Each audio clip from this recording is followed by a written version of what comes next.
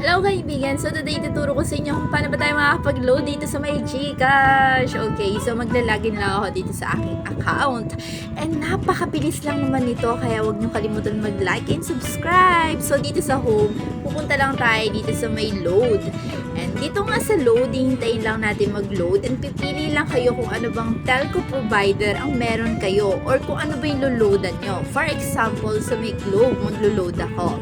So, isi-select ko lang dito yung Globe and ilalagay lang natin dito yung mobile number na gusto nating loadan. And nakadepende na din yan sa inyo kung gusto nyo ba ng regular or kung gusto nyo ng naka-promo na. So, dito ini-next ko lang and magpo-proceed na nga tayo. So, dito meron silang mga just for you, go deals, regular load, and best for student? Yes, student ata yan. So, pumili lang kayo dito and makikita nyo naman dito kung ano ba yung naka-under dito. So, for example, etong go deals. Meron sila ditong 99 pesos lang. Ito yung price sa gilid. Tapos, ito naman yung tawag kung ano bang promo yan. And nakalagay na din dyan kung ilang gig ba at kung meron bang free gig. So, Go Plus 99 with Go 5G.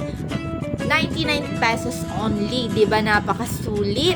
Pero pwede rin naman kayong mag-load dito ng regular, okay? Pero pag nakapili na kayo, i-tap nyo na yung buy now. Ganun lang naman kabilis mag-load dito sa may Gcash. Pero syempre, kailangan natin ng pera. Ayan. So, ipipay ko na to and meron pa akong discount ngayon.